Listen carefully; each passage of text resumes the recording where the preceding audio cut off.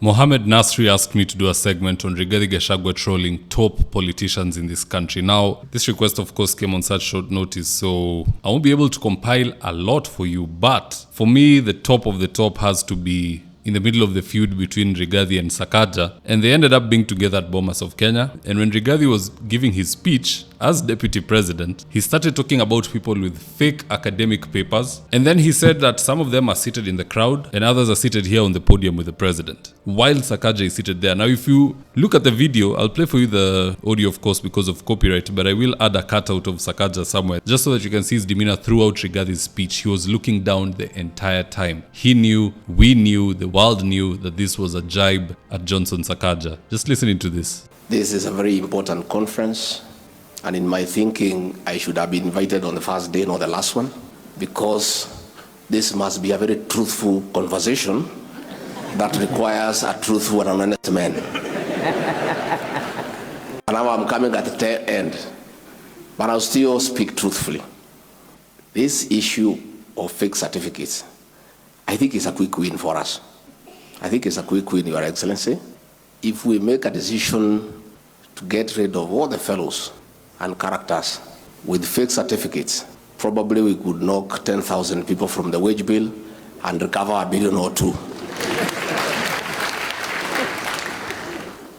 billion. But Your Excellency, hiyo kibarua ni ngumu.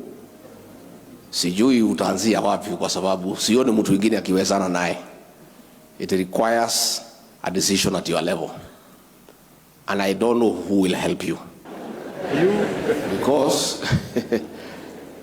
unajua ni mtu wangu, lazima nikwambie ukweli.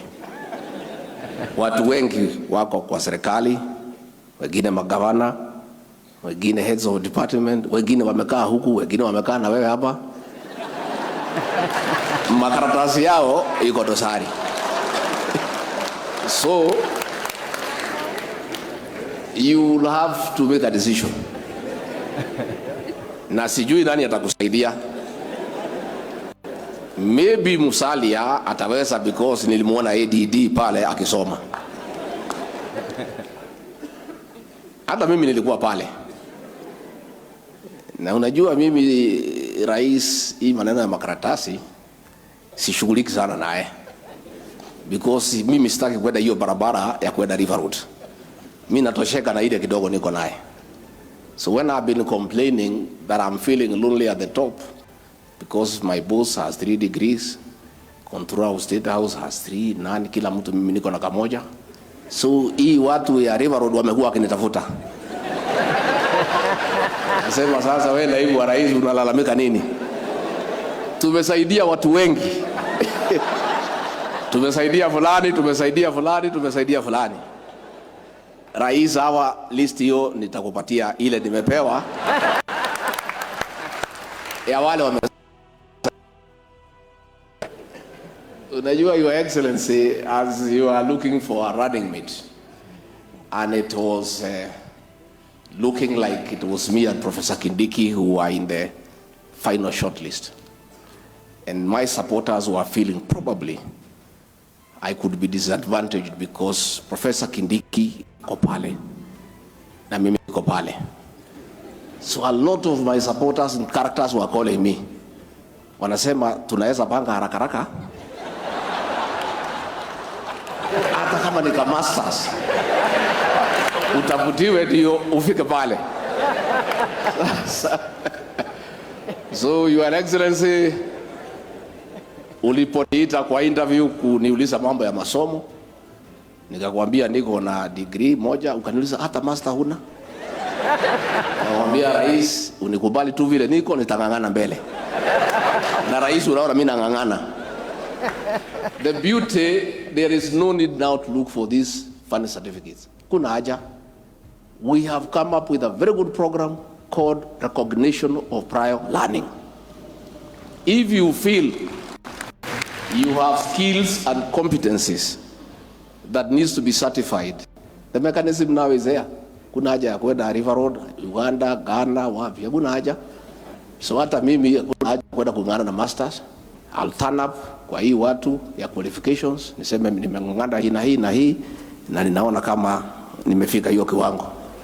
They'll assess if they feel nimefika hiyo kiwango na ile kazi nimesaidia rais, wanipatie masters without having to go through that route. So I guess Sakaja learned a brutal lesson. You don't mess with the Loch Ness monster, otherwise things may not end up well for you. The thing about Rigathi is that he's so quick on his feet. If you dare corner him, he'll find a way to wiggle out of that corner. I'm yet to see Rigathi Gachagua losing any political feud to any existing leader in this country. I'm yet to see it. Kila siku analima Ruto anatoka amepigwa 1-0. Sudi and the other one, Faruku anajaribu, inashindikana. Even in Mlima, the likes of Ishungwa and others, it's impossible. This is the type of leaders, kama uko na shida na wao, you just wait for them to die, then you can play your politics. Juu hauwezi shinda. Sijui itakuwa namna gani, but Gachagua roasting Sakaja has to be the most epic showdown that I have ever seen. But also, what do you think takes the number one slot as far as Rigathi walking down politicians in public is concerned? Do drop me your comments in the comment section below and I'll do my best to read them and to give you a response. In the event you're here for the first time, please go on and hit the subscribe button. And if you're watching for a different platform, just head on over to YouTube, search for David Ofula, hit the subscribe button. You're going to be getting a ton of content of this nature. If politics is something you're passionate about, this is definitely the one channel that you really, really need to subscribe to. Alright guys, adios.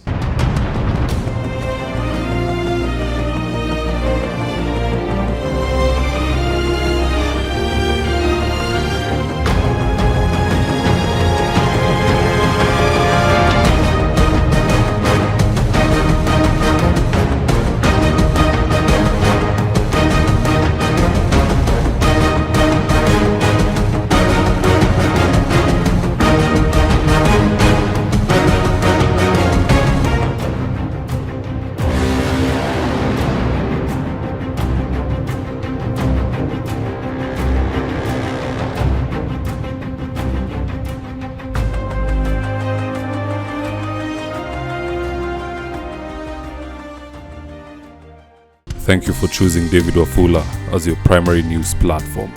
We put countless hours in research, recording, and editing. By showing up each and every day to watch our videos, you encourage us to generate more videos for the viewers. We are on a mission to inform, educate, and build a better tomorrow. To our thousands of followers in a world full of presidents, kings, and queens, you are the real gem. Adios.